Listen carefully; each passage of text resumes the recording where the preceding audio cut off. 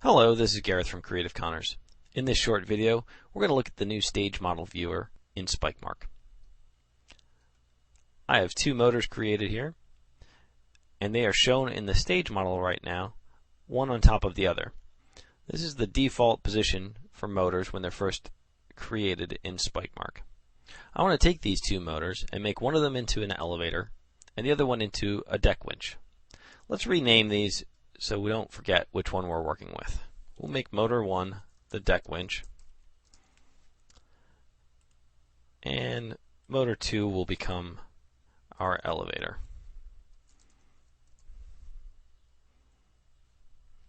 The first thing I want to do is take my deck winch and move it into position. I can scroll through my properties and find the schematic tab. And using the sliders here, I'm going to move the winch off of center line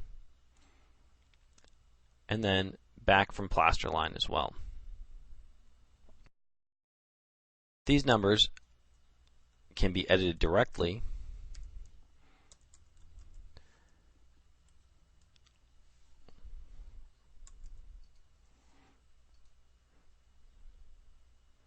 all dimensions are in feet. My deck winch has defaulted to 4 feet wide, 8 feet long, and 6 inches tall, or half a foot. I'm going to change the width. Maybe this will be a 6-foot wide wagon and 12.5 feet long. We'll make it 3 feet tall.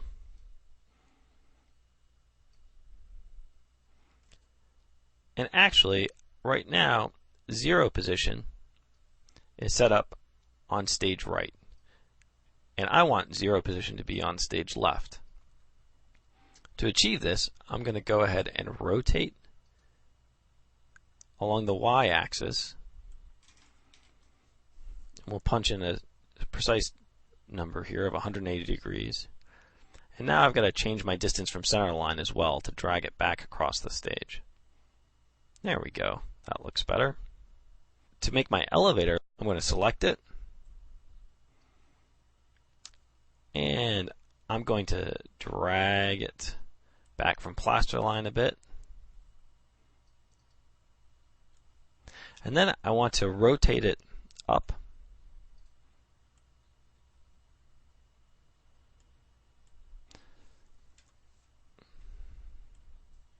Oh, not the Z. This is why I like these sliders. You can quickly play with the rotations to find out which axis you want to rotate around. Great. That looks right. The platform is not correctly oriented. I want a thin, tall platform here, 4 feet by 4 feet. So we'll keep the width at 4 feet. We'll make the length half a foot tall. And we'll make the height 4 feet. There, that makes more sense. Let's zoom in a little bit so we can get a better look. Right now, this elevator doesn't have its forward limit set, so we're not getting a very long travel distance out of that track. Let's go up and just adjust our maximum forward position to be 120 inches. That'll give us 10 feet of travel. There we go. That looks about right. Now the only problem is that this lift should actually be down in the trap room beneath the stage. So to drop this through the floor, I'm going to take my elevation from stage slider and move it down. And we're going to move it down the 10 feet so that we have full travel distance from the trap room to flush to stage. If we rotate the view a little bit, we can see that indeed it's now beneath the floor. Notice that our stage floor is completely translucent so that we can still see the elevator even though it's beneath the stage. I want to add in one more motor to show a third type of schematic model. I'm going to add a motor.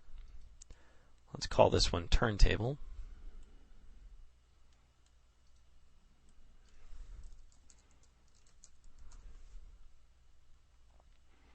going to set its position units to degrees and a maximum forward position of 720 degrees. That gives me 2 rotations up and a minimum reverse position of minus 720.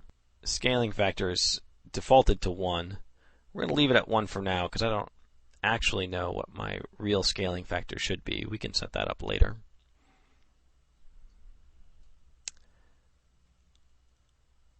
And now the only thing else I have to do is check off that I want this to be a turntable. And you can see now we've got a turntable which looks like a disc. If we zoom in a little bit, we can see that this bar is our rotation indicator, and it will rotate around as this travels. So let's zoom back out a bit. The width and length are both 8 feet, and you'll note that if I change one of them with the sliders, the other one automatically updates. So let's make this maybe a 16-foot turntable. And then we can move it around just like the wagons. We can move it off of plaster line, or we could slide it away from center if we wanted to. The last thing I want to show you is how to adjust the stage dimensions. If we go to Stage Dimensions, we can change the virtual playing space by editing the stage width, the stage depth,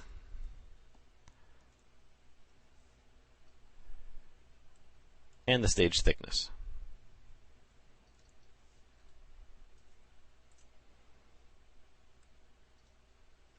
That allows you to create a playing space that more closely resembles your actual physical theater. Great, well that wraps up our quick look at setting up a stage model view. Take a look at our other tutorials to learn more about Spikemark.